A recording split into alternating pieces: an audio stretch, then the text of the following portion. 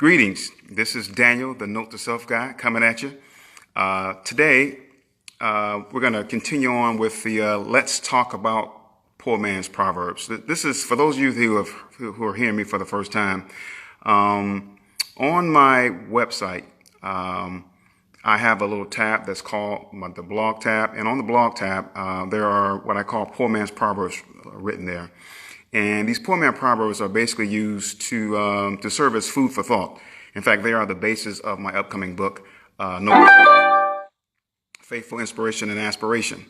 So what I do is that on every Tuesday I come in and I'll post a poor man's proverb, and then every Sunday I'll come and grab one of those poor man's proverbs and sort of expound upon it, so that we can all have some dialogue about it and hopefully learn from each other. So before I get started, though, some of you may be noticing, hey, Note to Self guy, why are you dressed in a suit? Not normally my MO or modus operandi. Just got home from church. So I didn't want to roll into church looking like a bum. So I figured that I needed to dress up. So that's the reason for the suit. But normally, I'm a jeans and a t-shirt kind of guy. But anyway, with that being said, today's topic is Poor Man's Proverbs number 2, Faith in Guerrilla Form. Now you may be thinking, faith in guerrilla form. What is this dude talking about? Well, think about this. I'll give you a question first. Where are you at right now? Are you in your living room, your dining room? Maybe you're still at church, or maybe you're in the car, or you may even be sitting on the toilet watching me.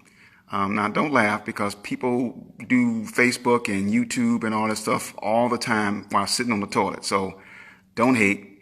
Just appreciate, okay? So anyway, no matter where you are, if an 800-pound gorilla was in the room that you're in or in that toilet that you're in, don't you think you'd take notice? I'm thinking, yeah, you probably would. So think about this.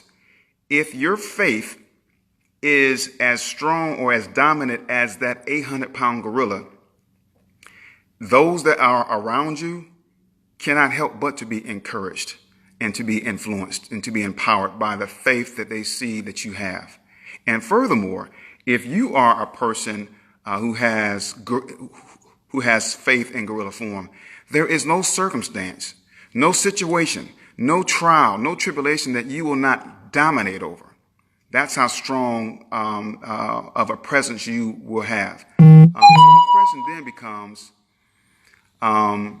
do you have faith in guerrilla form? Now, let me ask you this. Can you think of a time when either you've displayed faith in guerrilla form or you've seen someone else display that faith? Now, here's where we can sort of, get the party started and have some dialogue. You guys go ahead and type in whatever experiences you may have, and I'll be happy to chime in when I have an opportunity here. But I remember years ago when I was in the military, stationed in Wethersfield, England. So for all of my Wethersfield, England peeps, what's up, everybody? Well, I'm sure we're all gone now, but hey, what's going on? I hope everything's good with you. I was there, so I was getting ready to get out the military, and I knew I wanted to go to college, but in my mind, I was planning on going to Jackson State or Tennessee State. Think with Tennessee State, hey, if it was good enough for Oprah, it should be good enough for me. So that's why I was prepared to go. But then that was before I prayed about it. So I prayed about it, and God said, you're not going to those two schools. Not that there's anything wrong with either one of those schools. They're great schools. But he told me that I was to go to Howard University, and that's it. So I said, okay. I didn't even bother applying to any place else but that one school. Now, my friends thought I was a little nuts. They said, hey, man, look here. You're going to apply to one school? Well, what happens, D, if you don't get in? Well, hey, if God told me to do something, I'm figuring if he told me to do it, then hey, he has a plan for me. So I just went on and just did like he told me to do. And as it would have it, I got in. They gave me just the amount of money that I needed for financial aid, and I went on to have a successful first year at college there and eventually graduated from there.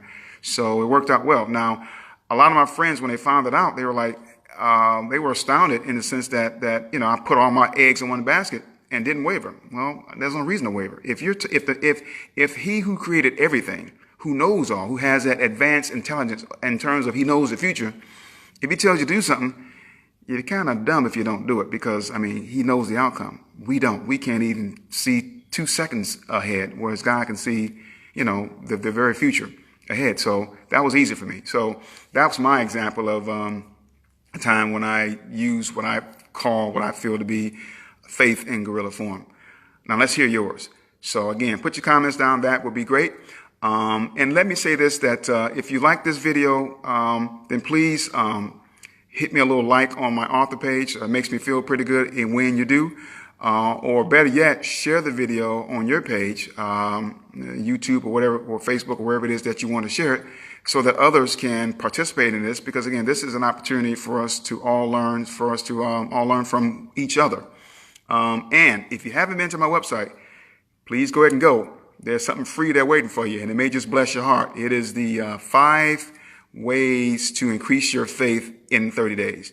There's a personal testimony of mine that's in there. So I put a little bit of me inside that document that you're going to receive. And all you got to do is come to the website, go to the homepage, type in your first name and your email address, and pow, it will send you the document.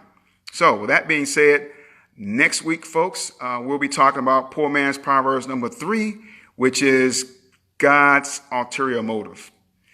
Now, hey, if we can have an ulterior motive, which most of us do, there's no reason why God can't have one. And trust me, he has one as well. So if you want to get a head start on next week's lesson, you can go to the blog page and check out Poor Man's Proverbs number 3, and it'll be there. You guys take care. Be blessed. Go out there and love somebody. Peace.